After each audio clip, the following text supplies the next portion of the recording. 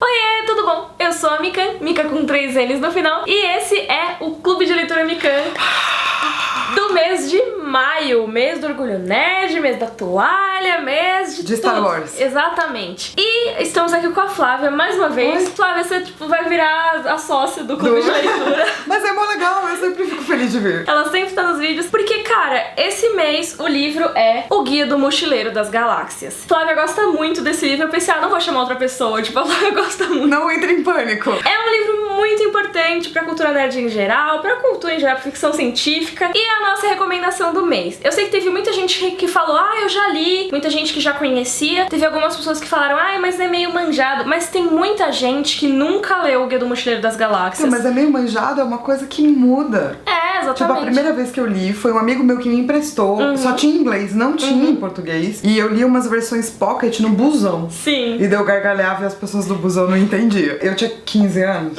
então faz tempo. 20 anos, 21 anos. E assim, 21 anos atrás, ninguém conhecia. Então você nunca sabe se essas coisas realmente são todo manjadas mundo... ou não Exato. são. E eu acho que muita gente conhece, mas não chegou a ler. Que é aquela coisa que tá tão, assim, já dentro, sabe? Já tá incrustada na cultura pop, que às vezes a pessoa já sabe muitas das coisas que são citadas, mencionadas no livro, Mas nunca leu. mas às vezes nem leu. E às vezes tem umas coisas manjadas que você se recusa a ler, de tipo... Ai, já sei o que é isso. Eu não sei de você, mas eu fui muito boba e eu fiz isso com Harry Potter. Sério? Tava no 3º livro, eu acho. E eu, tipo, não vou ler Harry Potter. Porque Já todo sei mundo o que fica que falando de Harry Potter. Uhum. Eu conheço Neil Gaiman. Neil Gaiman tem os livros da magia, eu não vou ler Harry Potter. Daí meu namorado da época falou, pelo amor de Deus, lê Harry Potter. Ele me deu o primeiro, daí eu li de madrugada. E daí acabou, a livraria ainda não tava aberta pra eu comprar o segundo, sabe? Mas esse tipo de coisa. Às vezes, mesmo que você acha manjado, se você nunca leu, dá uma chance. Sim. E eu acho que O Guia do Mochileiro das Galáxias é isso. Que ele é um livro que já é antiguinho, ele é de 79, o primeiro volume, se eu não me engano. E ele não envelheceu mal, na minha opinião. Não. Eu acho que tem muita coisa aqui que serve pros dias de hoje. Então, estamos nos adiantando aqui. Vamos Sim. explicar o que é O Guia do Mochileiro das Galáxias. É uma trilogia de 5 livros. Isso.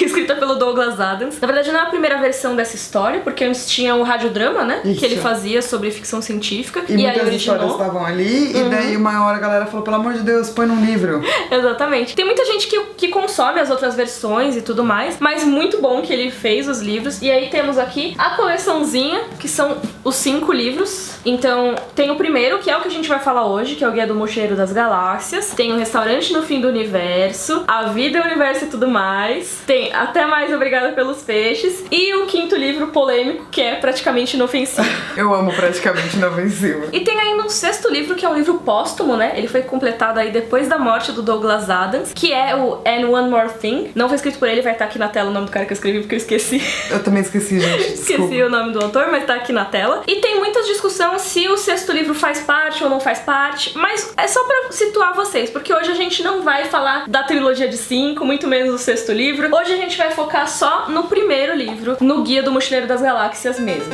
Então, se você nunca ouviu falar nessa história, como que ela começa? Começa aqui na Terra. Eu gosto do prólogo, que é a descrição do que é a Terra. E é maravilhoso. Eu vou ler pra vocês um pedaço. Muito além, nos confins inexplorados da região mais brega da borda ocidental dessa galáxia, há um pequeno sol amarelo e esquecido. Girando em torno desse sol, a uma distância de cerca de 148 milhões de quilômetros, há um planetinha verde-azulado absolutamente insignificante, cujas formas de vida, descendentes de primatas, são tão extraordinariamente primitivas que ainda acham que relógios digitais são uma grande ideia. E a gente acha isso até hoje. Sim. Só mais um parágrafo, vai, porque esse parágrafo é uma bom, vai. Esse planeta tem, ou melhor, tinha, o seguinte problema. A maioria de seus habitantes estava quase sempre infeliz. Foram sugeridas muitas soluções para esse problema, mas a maior parte delas dizia respeito basicamente à movimentação de pequenos pedaços de papel colorido com números impressos, o que é curioso, já que no geral não eram os tais pedaços de papel colorido que se sentiam infelizes.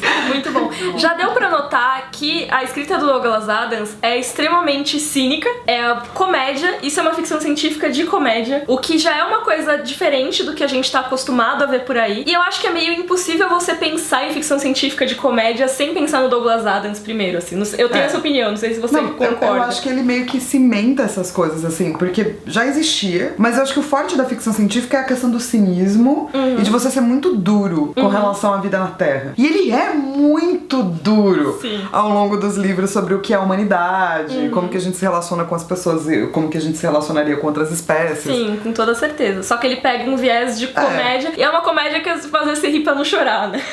E o que acontece na Terra nessa história? Na verdade, a Terra era um pequeno detalhe, como a Flávia falou aqui no prólogo, e ela vai ser demolida, né, destruída, porque ela tá na passagem no meio de uma estrada ali que eles vão construir. Uma estrada interestelar e é isso aí. Infelizmente vai ter que ser destruído. E como que a gente descobre isso? Porque o nosso protagonista, o Arthur Dent, ele tá lá na casa dele, de roupão, assim, de boas, quando o vizinho e amigo dele, o Ford Prefect, ele chega porque assim... era um dos dois nomes mais comuns da Terra, Ford e Prefect.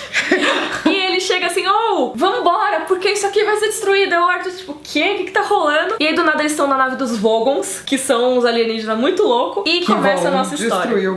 Olha, assim, é bom dizer que já começa com um paralelo maravilhoso sobre, especialmente como britânicos lidam com as coisas, porque o Arthur Dent tá não querendo que que ele acorda e vão demolir a casa dele. E daí ele tá lá na frente fazendo um protesto pra não demolir a casa dele, quando na verdade o problema era a Terra, como um todo. A casa dele não vai mais existir de qualquer maneira. Claro que é tipo também um paralelo de como toda a humanidade lida com os problemas, mas especialmente os britânicos, assim. Daí não importa, né? A sua casa não importa, desculpa.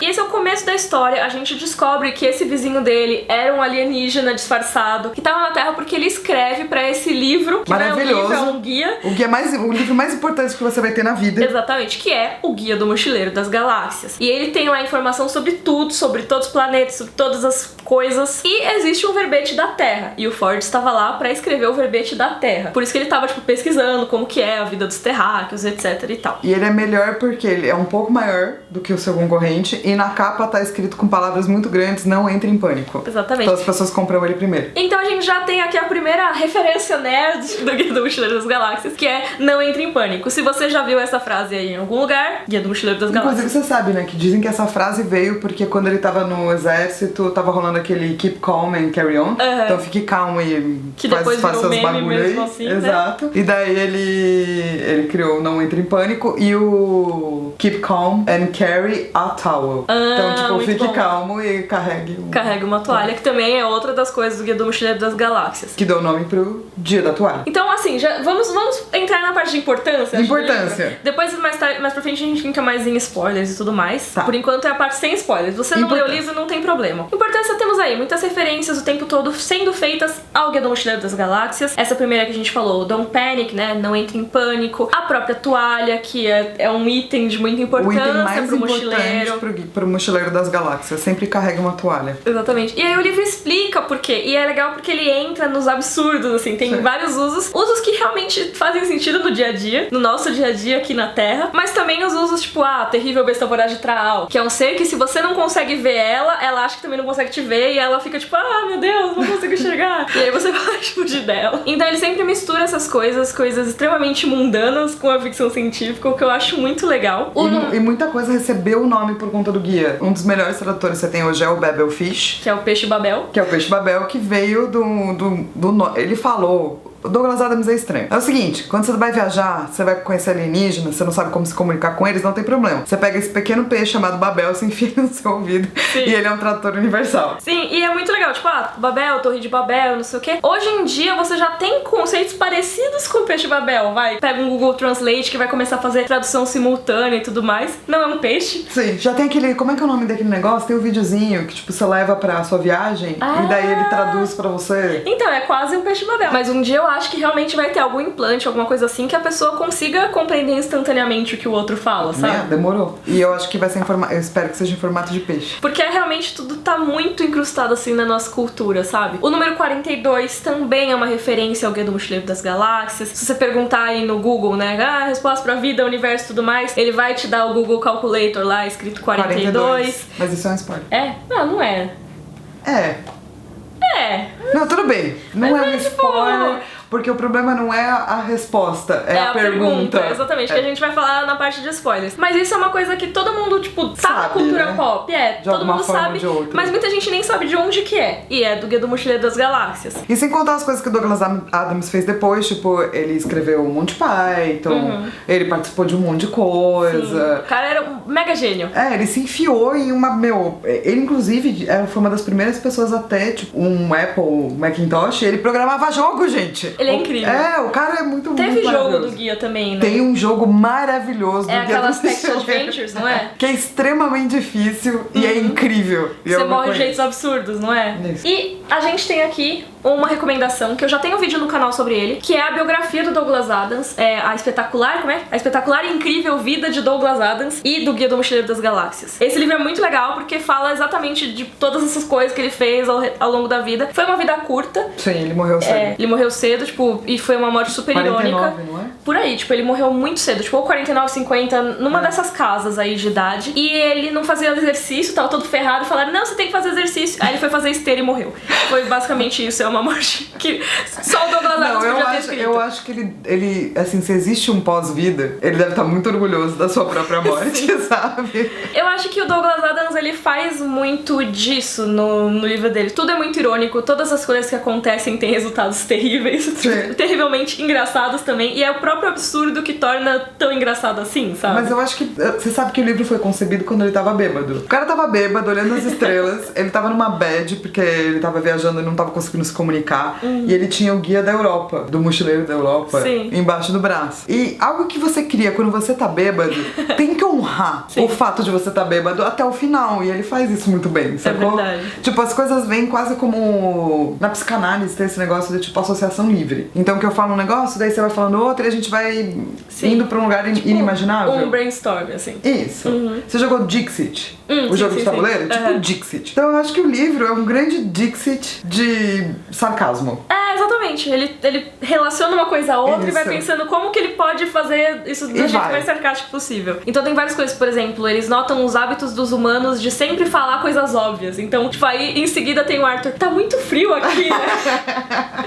Tipo, todo mundo sabe que tá frio, mas ele tem que falar que tá frio. E a gente faz isso. Sim. Ou então, eu não lembro se é no primeiro, me corrija se eu estiver errada, mas o problema de outra pessoa, o campo de problema de outra pessoa. Puta, eu acho que não é no primeiro. Eu acho que não é no primeiro, mas tudo bem, é uma coisa, só um detalhe. Ele faz muita construção de mundo, sabe? De conceitos. E você estaciona sua nave espacial num lugar que não era pra estacionar, mas você usa o campo de problema de outra pessoa. Que é que todo mundo vai passar reto, porque, tipo, é problema de outra pessoa, não vou ligar, e fica praticamente invisível. Maravilhoso e muito verdadeiro. E tem outras coisas meio bestas, mas também muito legais. Por exemplo, sei lá, todo lugar da galáxia tem algum drink chamado gin e tônica, que, tipo, é sempre uma coisa mega diferente, mas o nome sempre soa como gin e tônica. Não tem nada a ver, mas é o tipo de coisa que é muito legal e dá a personalidade da história. É uma construção de mundo, eu acho muito louco, porque a gente às vezes pega, sei lá, grandes pessoas que escrevem alta fantasia, você fala, nossa, como é que eles construíram esse mundo? Tipo, Tolkien, mano, como você construiu esse mundo?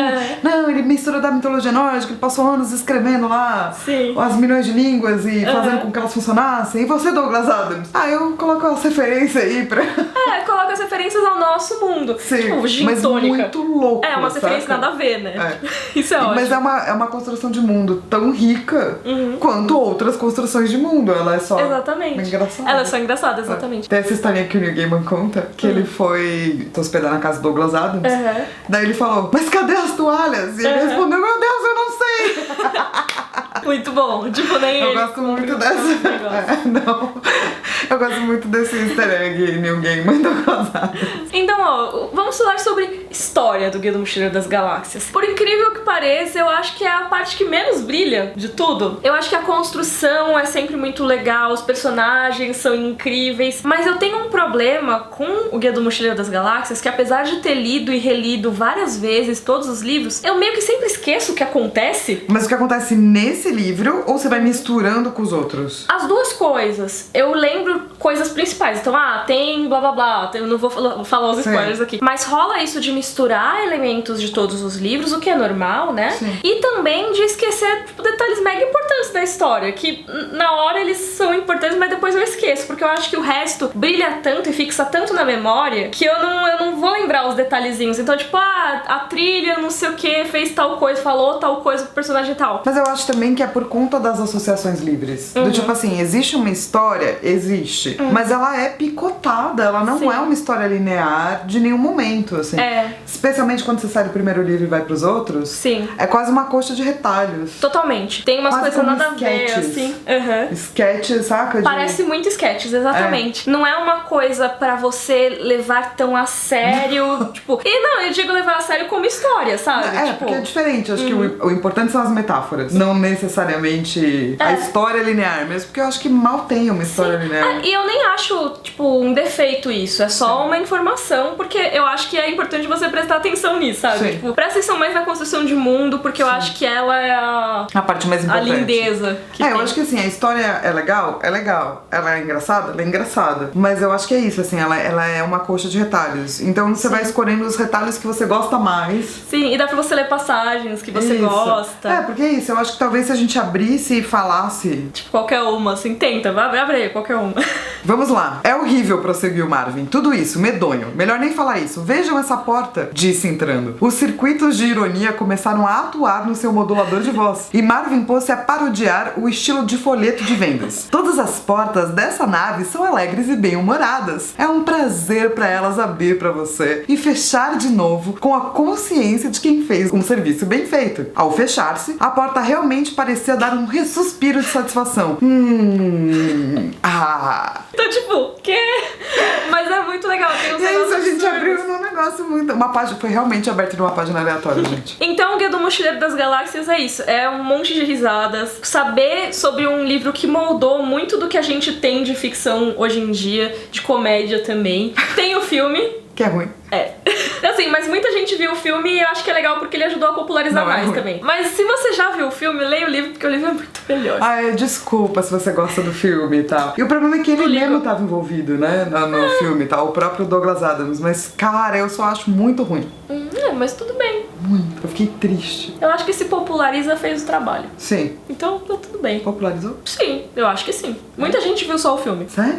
Mas leia o livro é muito Sim. bom. Vamos entrar na parte de spoilers? Vamos. Que acho que a gente pode discutir. Ou então a gente podia passar o vídeo inteiro abrindo e falando, tipo, partes aleatórias.